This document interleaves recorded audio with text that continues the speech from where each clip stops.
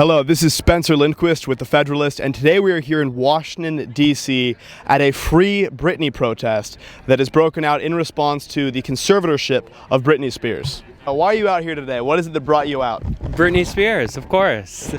We use Britney because of her celebrity, because it puts a face and a voice on this, because there are thousands, we estimate 10,000 a year, victims who never get talked about in the news. What is it that brought you out? Free Britney. We're here to support Britney, of course. Since it is so high profile, what does this case mean for other cases like it across the country? We are hoping that Britney's case will just wake up America to the travesty in our equity courts today. Most people have never heard of this. When it first happened to my dad, and we talked to friends of ours, they were like, well, how can that be? So Britney's spotlight on this, to me, will wake everyone up to, if this can happen to Britney, it can happen to my family. And she's right, it can. We see it, we hear it every day. We get calls from all over the country. On average, 2 new calls a day. People just pleading, what can we do to save my father, my child? But do you have any hope that this issue is one that is going to achieve bipartisan support? Music is something that brings people together. It's not about politics. And Britney has millions of fans, millions of people who support her. So really, I don't think music has anything to do with politics. And it's the one thing, like I said, that brings people together and doesn't divide them. So you come together for Britney. Doesn't matter which side you're on. If you love Britney, you love Britney.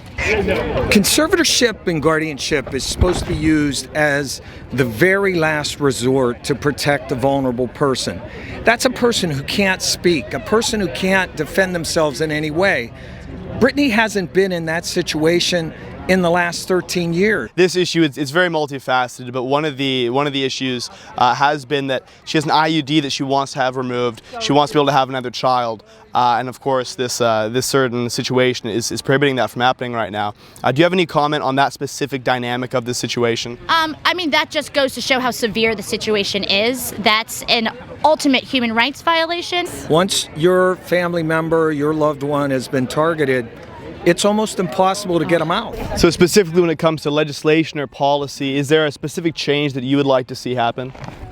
So I think it has a lot to do with assessment, and not only like a third party to come out and assess a person if the person needs one conservatorship. And like for example, like Britney, it's so unfair that she's been working like for 13 years making millions of dollars. How can a person who is making income and bringing income and feeding a lot of people, you know, she goes on world tour and she did X Factor and you know, all kinds of things she did in Vegas. That's where I met her. When she was doing Vegas, she was under conservatorship. It's just not fair how a person making income and you know, they have to write their own money. What we have found, just with the people that we talk to in the cases we watch, as long as there is money left, it continues. Yes, my name is Rick Black, R-I-C-K-B-L-A-C-K, and I'm the executive director of SEER, which is the Center for Estate Administration Reform. So of course there is this economic side of it. You know, she is working while under a conservatorship, but at the same time there is also this issue where she would like to have another child. And currently, because of the birth control that she has, the birth control device that she has, she's not able to have another child under this conservatorship. Do you have any comment on that specific issue of Britney's case? That is more like human rights. That should have been placed on her. She's a person. If she wants to have a baby, she can have a baby. Oh, beautiful. This isn't just about Britney. I think Britney knows that. I think everyone here knows that. She is a high-profile person, so it brings a lot of attention to issues like this. But no, like I said, it's women's rights, it's mental health, it's conservatorship, it's disabilities, it's a lot of things.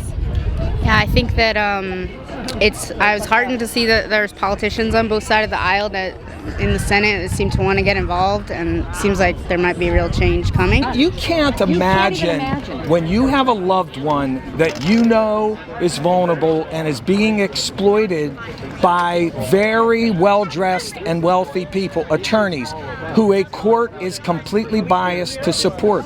It is crazy, and it is normal in our nation's equity courts. And specifically, of course, there's the issue of the IUD that Britney would like to have removed, that currently she's not able to. Do either of you have any comment on that situation specifically?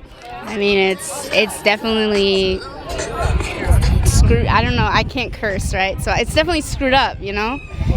Anybody who wants to have a kid should be able to have a kid, and not. I mean, she's clearly capable of working and having a residency. And she's like a co-parent to her current children, so there's no reason she shouldn't be able to have another child if she wants to. These attorneys are the ultimate ambulance chasers. They are predatory and they are parasitic. Once they latch on to a vulnerable person of wealth, they don't let go.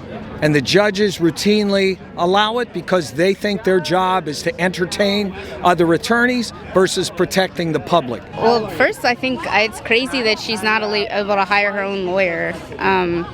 Because at least you would hope that there would be enough ethics that if she couldn't advocate for herself, her own lawyer would advocate for her. But instead, it was just this person who was appointed by the court who clearly did not have her best interests and in fact resigned because of the allegations against him. So that would be a good start. These courts have to have oversight. They have no oversight today, and we have dealt with hundreds of appeals where the appellate court and the Supreme Courts of states like Virginia, states like Florida, state like Nevada, California, Texas, Maine, Michigan, Ohio, Pennsylvania, I can rattle them all off. They routinely give wide discretion and latitude to these lower level judges and will not take a look at the evidence and protect these vulnerable adults and their loved ones. It's more than just Britney. It's bigger than that. I mean, I think that conservatorship abuse needs to be just investigated throughout the country. There's 1.3 million people in conservatorships, and they can't all be there because they have to be, you know?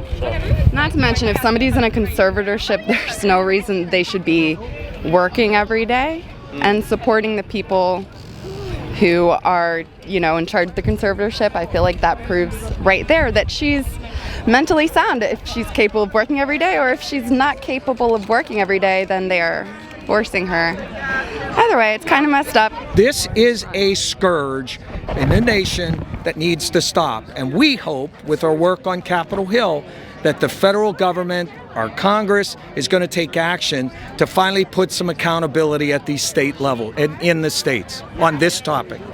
Thank you very much for tuning in to the Federalist on-the-ground coverage of today's Free Britney protest.